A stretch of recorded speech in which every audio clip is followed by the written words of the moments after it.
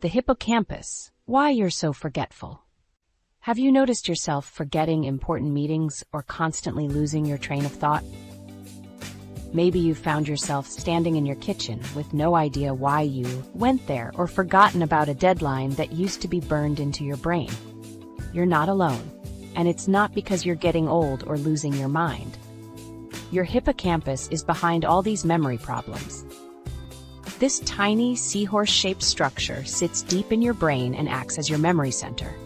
It functions as your brain's filing cabinet, responsible for forming new memories and retrieving old ones when you need them. When it's working well, you remember what you did yesterday, what you need to do tomorrow, and all those little details that keep your life running smoothly. Here's the alarming reality. Burnout can actually shrink your hippocampus by up to 8%. This critical part of your brain physically gets smaller when you're experiencing chronic stress. The part handling all your memories is literally shrinking when burned out. Jen, an accountant who experienced severe burnout during tax season, shared, "I started forgetting client names I'd known for years. One day I completely missed a meeting I'd set up myself. I thought I was getting early onset dementia until my doctor explained it was burnout affecting my memory." This structure in your brain is extremely sensitive to stress hormones, especially cortisol. Your hippocampus has more receptors for cortisol than almost any other brain region, making it particularly vulnerable during prolonged stress periods. When burned out, high cortisol levels damage the cells in your hippocampus. These cells deteriorate, connections between them weaken, and some may die off. It's like acid slowly eroding your filing system. The files exist, but the labels become smudged and the cabinets rust shut. This damage explains why you might walk into a room and forget your purpose, struggle to remember yesterday's events, or find yourself rereading the same paragraph multiple times. These memories aren't being properly processed and stored. During my worst burnout, I would forget conversations from hours earlier. My friend would mention plans we'd made, and I'd have absolutely no recollection of it. It felt like parts of my life were disappearing. Mark, a teacher I interviewed, told me he started forgetting his students' names mid-semester, names he'd been using correctly for months. I'd look at a student I knew well and just draw a complete blank.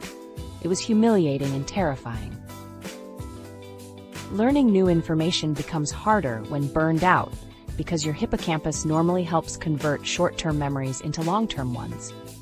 When damaged by chronic stress, this process gets disrupted. You might read an email 3 times and still not remember its content, or need to re-watch training videos repeatedly before information sticks. One woman described it as trying to write on wet paper. The information just doesn't stay where I put it. Another said it felt like trying to fill a bucket with holes in the bottom. Your memory center requires proper sleep to function, but burnout disrupts sleep patterns, creating a vicious cycle. During sleep, your hippocampus consolidates memories, moving important information from short-term to long-term storage. It's like your brain filing away the day's important documents while you rest. Burnout typically brings sleep problems, trouble falling asleep, nighttime waking, or never reaching deep sleep stages where memory consolidation happens. Your hippocampus doesn't get the downtime needed to process memories properly. The encouraging news is that this damage isn't permanent if addressed. Your hippocampus has remarkable regenerative abilities and can form new connections. It's one of the few adult brain areas where new neurons can still develop, a process called neurogenesis. Think of it like your brain gradually restoring corrupted files, rebuilding the system stronger than before. People who've recovered from burnout often report their memory becomes better than before. They've learned proper brain care, and their hippocampus has responded by rebuilding itself. Your forgetfulness isn't due to aging or decreased intelligence, it's because burnout physically affects your memory center. This isn't a character flaw or lack of effort, it's a physical brain change caused by chronic stress. Understanding this can be liberating. When I learned my memory problems stemmed from physical brain changes due to burnout, I stopped self-criticism and focused on helping my brain heal. This physical understanding explains why advice like try harder to remember or use more sticky notes falls short. The issue isn't your system or effort, It's that your memory structure isn't functioning properly. Jen later told me that learning about the hippocampus was her turning point. Once I understood what was happening in my brain, I could focus on fixing the actual problem instead of just managing symptoms.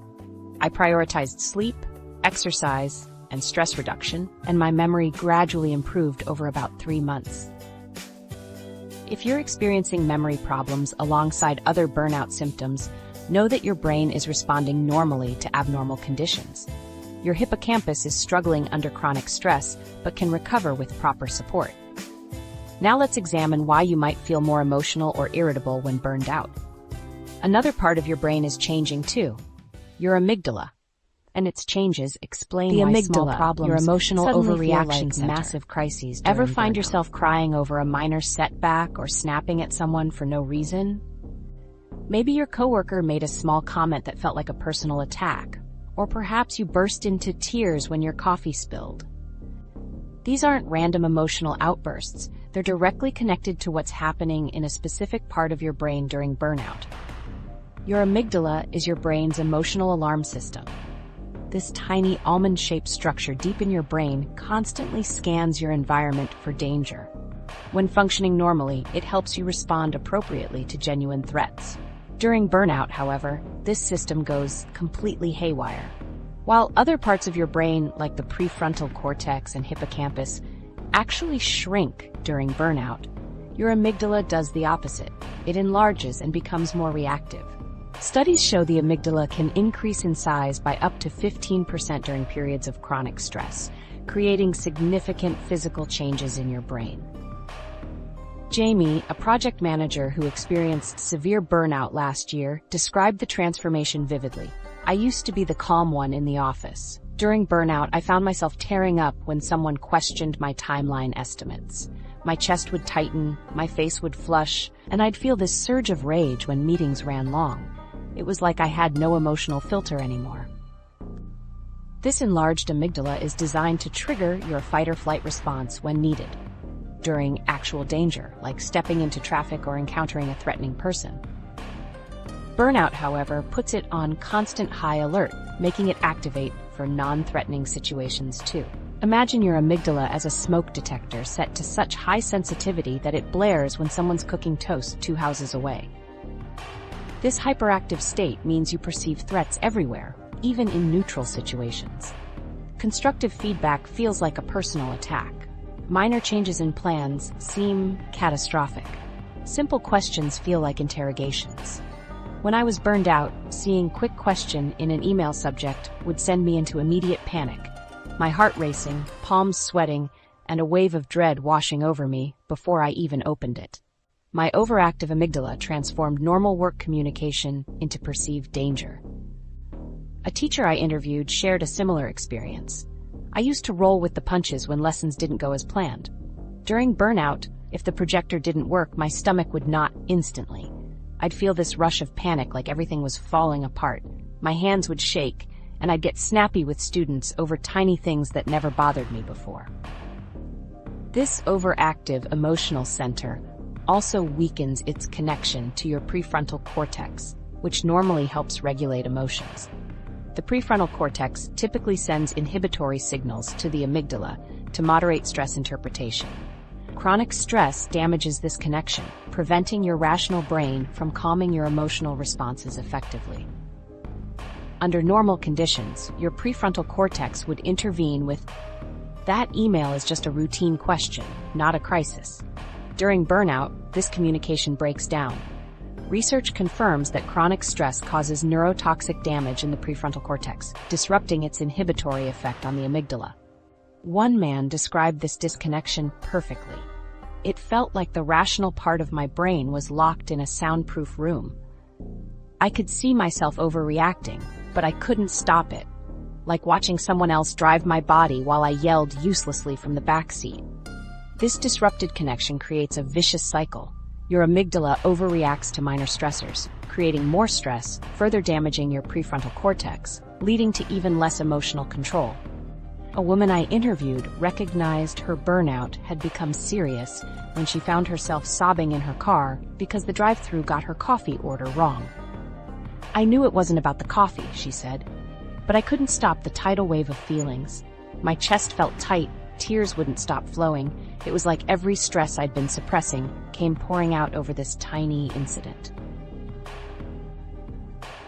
Your emotional reactions aren't a sign of weakness. They're happening because burnout has physically altered your brain's threat detection system. This isn't a character flaw or lack of resilience. It's a neurological response to chronic stress that anyone would experience under similar conditions. Understanding this physical basis can be incredibly freeing.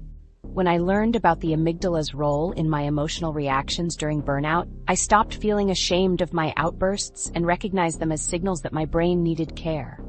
This physical understanding explains why advice like just calm down is so useless during burnout. It's like telling someone with a broken leg to just walk normally. The problem isn't your attitude. It's actual physical changes in your brain's structure and function. The good news is that your brain can heal through neuroplasticity. These changes aren't permanent. Your brain has an amazing ability to rebuild itself when given the right conditions. I've seen people recover from severe burnout with appropriate approaches. Their emotional regulation improves and overreactions decrease. In the next section, we'll explore how your brain can rewire itself even after significant burnout damage. Neuroplasticity, your brain's healing superpower. What if I told you that all these scary brain changes can actually be reversed? I'm not talking about just managing symptoms or learning to live with brain fog. I mean, your brain can actually heal itself, rebuilding the circuits and connections that burnout has damaged. Your brain has this amazing ability called neuroplasticity, the power to reorganize itself by forming new neural connections throughout your life. This remarkable capacity means the damage from burnout isn't permanent. Your brain is designed to adapt, recover, and even thrive after stress. Scientists can actually see these changes happening in brain scans, showing how the brain physically rewires and heals itself when given the right conditions.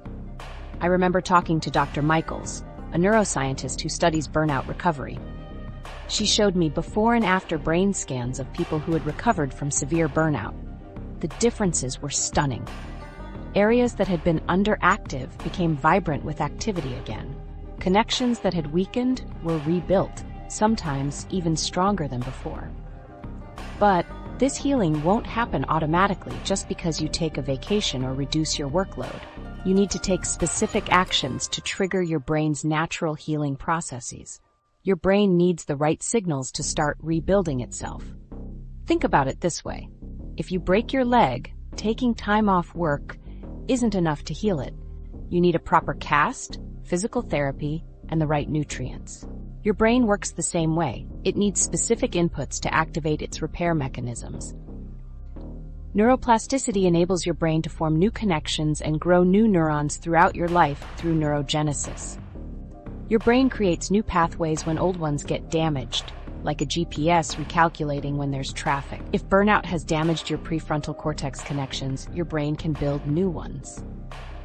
A woman I interviewed described her recovery from burnout. It felt like my brain was making detours around the damaged parts. At first, these new routes were slow and inefficient, but with practice they became my new normal. Now I can focus and remember things even better than before my burnout. Studies show that the brain can begin showing positive changes in as little as 8 weeks with the right interventions. One research team found that a combination of stress reduction techniques, exercise, and quality sleep led to measurable improvements in brain function. After just 2 months, participants showed better attention, improved memory, and reduced emotional reactivity. Marcus, a software engineer, experienced a dramatic turning point in his recovery from severe burnout. After months of struggling with cognitive fog from 70-hour workweeks, he committed to a brain recovery program. I couldn't code anymore, he told me. I would stare at problems I used to solve easily and feel nothing but fog in my head. The breakthrough came when he started combining daily meditation with short, focused work periods. One day, I suddenly saw a solution pattern I'd never noticed before. My brain had found different pathways to solutions. It's like the burnout forced me to rebuild my mental approaches from scratch. The key is providing the right conditions and activities to promote this natural healing process. You need to give your brain what it needs to rebuild: quality sleep, physical activity, stress reduction, and mental challenges that push you just the right amount without overwhelming you. Think of it like physical therapy for your brain. After a physical injury, you don't immediately return to intense activity. You start with gentle movements and gradually increase the challenge. Your brain needs the same approach, the right amount of challenge without further damaging already stressed neural pathways. Neuroplasticity creates an upward spiral. Small improvements lead to more capacity, which enables more healing, which creates even more capacity. At first, the changes might be subtle. Maybe you can focus for 5 minutes instead of 3, or you remember a name without having to look it up. But these small wins compound over time. Sarah, a teacher who recovered from serious burnout, described it perfectly. Recovery wasn't linear. Some days I felt worse. But overall, each month was better than the last. It was like my brain was slowly coming back online, one circuit at a time. Your brain's healing abilities mean you can recover your focus, memory, and emotional balance. The prefrontal cortex can regain its ability to help you concentrate. The hippocampus can rebuild its capacity for memories, and the amygdala can return to normal activity, so you're not constantly in fight or flight mode. This capacity for recovery is always there, waiting to be activated. Recovery takes time and consistent effort, but real physical healing is possible.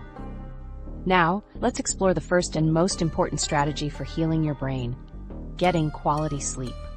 Sleep isn't just rest for your brain, it's active recovery time when your brain clears out toxins, consolidates memories, and repairs damaged neural pathways. For your brain to heal from burnout, quality sleep is essential. Sleep